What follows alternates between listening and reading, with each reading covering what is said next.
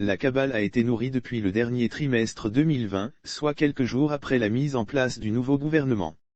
Et des sources bien introduites nous en ont alerté très tôt.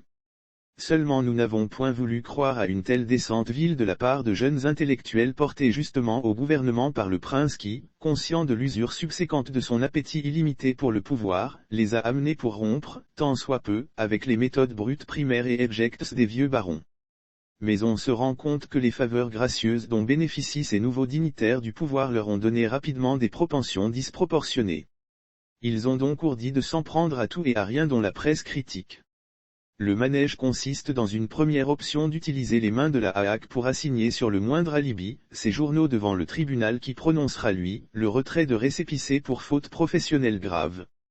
Soit le même mode opératoire qu'a connu le confrère Carlos Quetou de l'Indépendant Express. Ces jeunes sbires ont également sur la table l'option des arguments fiscaux ou juridiques pour éteindre ces journaux critiques. Leur calache est en joue attendant de dégainer à la moindre occasion.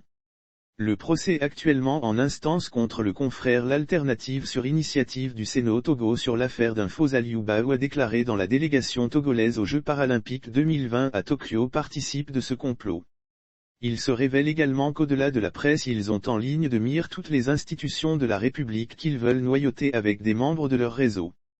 Leur visée rentre même jusque dans les ambassades.